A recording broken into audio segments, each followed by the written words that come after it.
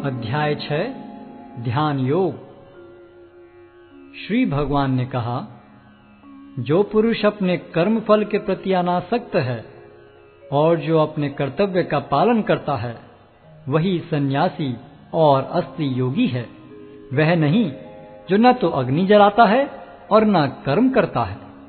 हे पांडुपुत्र, जिसे सन्यास कहते हैं उसे ही तुम योग अर्थात पर ब्रह्म से युक्त होना जानो, क्योंकि इंद्रिय तृप्ति के लिए इच्छा को त्यागे बिना कोई कभी योगी नहीं हो सकता।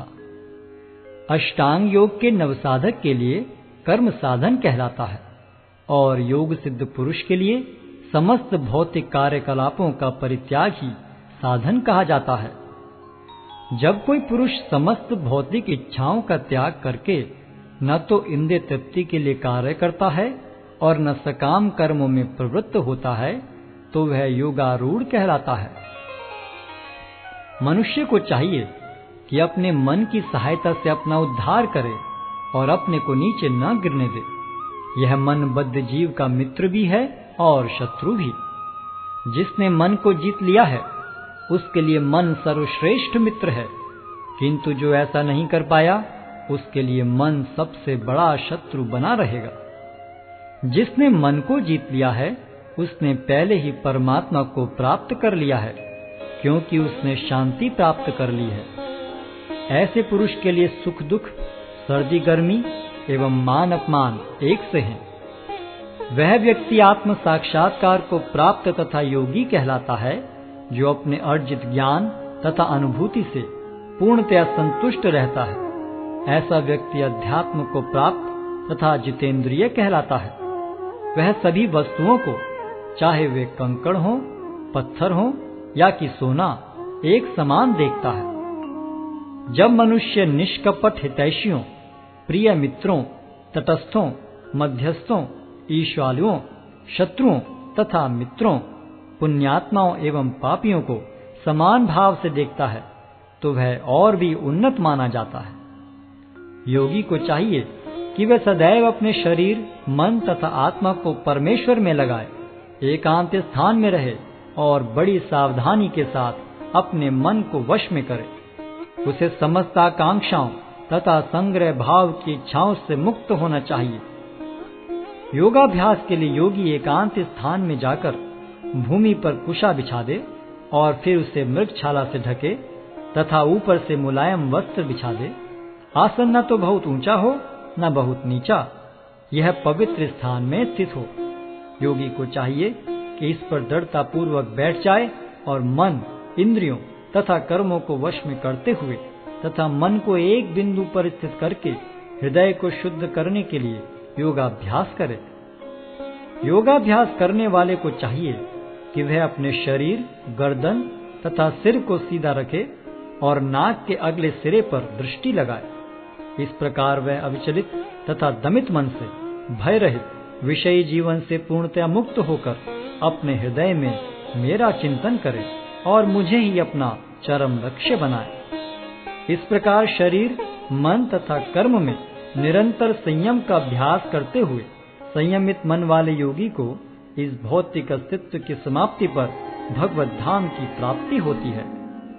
हे अर्जुन, जो अधिक खाता है या बहुत कम खाता है, जो अधिक सोता है अथवा जो पर्याप्त नहीं सोता, उसके योगी बनने की कोई संभावना नहीं है।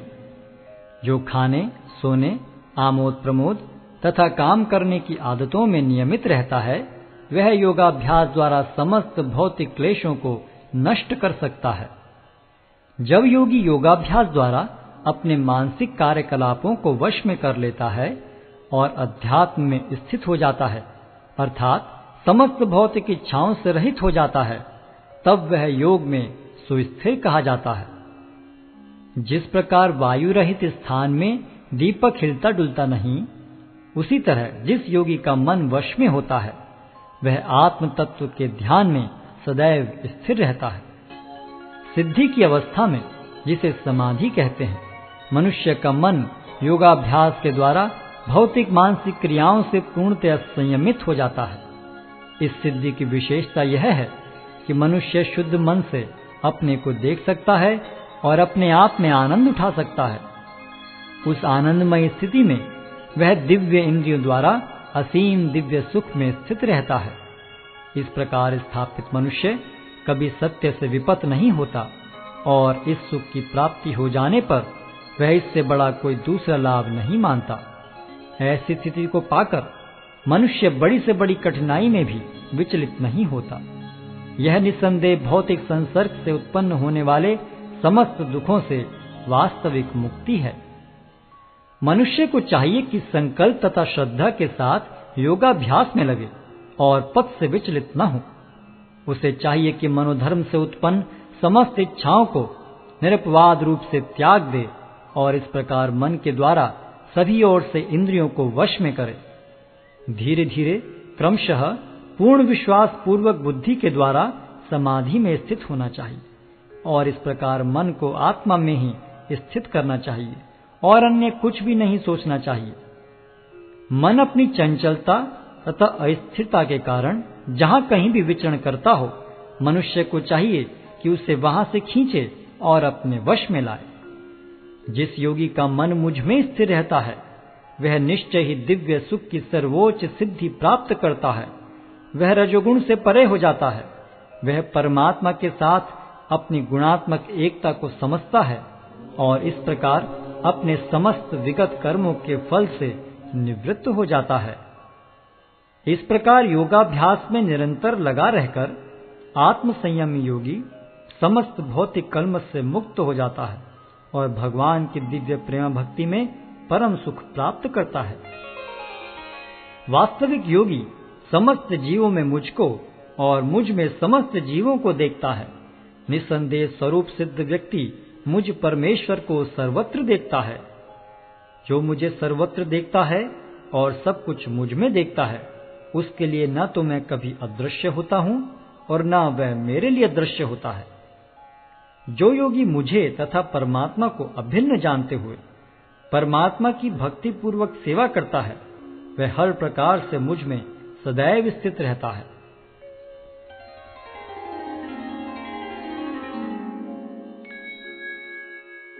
हे अर्जुन, वह पूर्ण योगी है जो अपनी तुलना से समस्त प्राणियों की उनके सुखों तथा दुखों में वास्तविक समानता का दर्शन करता है। अर्जुन ने कहा, हे मधुसूदन, आपने जिस योग पद्धति का संक्षेप में वर्णन किया है वह मेरे लिए अव्यवहारिक तथा असहनीय है, क्योंकि मन चंचल तथा अस्थिर है।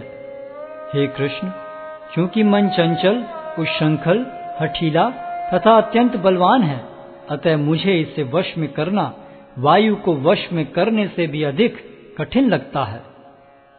भगवान श्री कृष्ण ने कहा, हे महाबाहु कुंती पुत्र, निसंदेह चंचल मन को वश में करना अत्यंत कठिन है, किंतु उपयुक्त अभ्यास द्वारा तथा विरक्ति द्वारा ऐसा संभव है।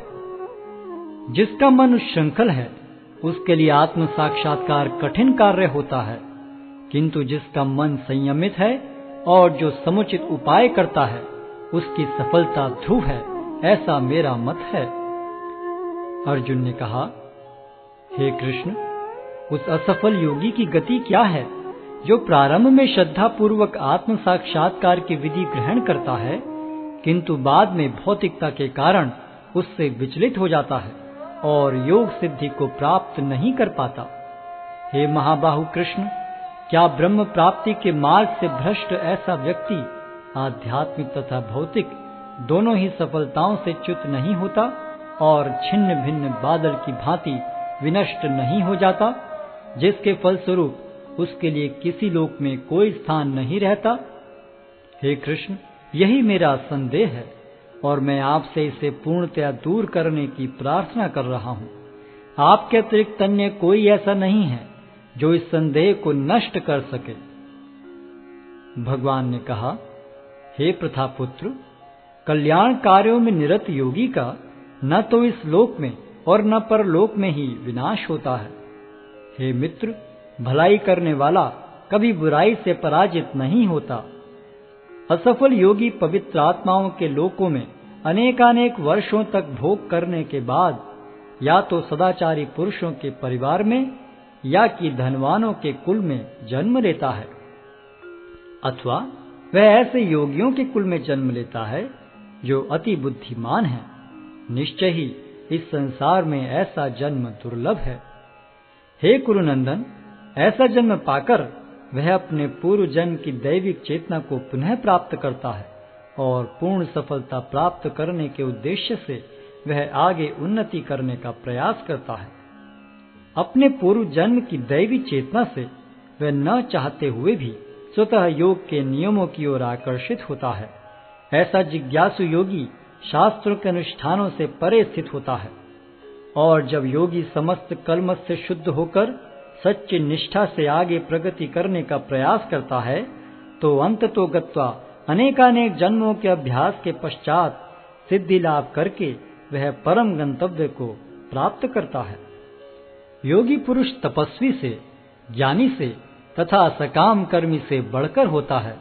अतः हे अर्जुन, तुम सभी प्रकार से योगी बनो, और समस्त योगियों में से जो योगी अत्यंत श्रद्धा पूर्वक मेरे परायण हैं, अपने अंतःकरण में मेरे विषय में सोचता है और मेरी दिव्य प्रेम भक्ति करता है, वह योग में मुझसे परम अंतरंग रूप से युक्त रहता है और सबों में सर्वोच्च है। यही मेरा मत है।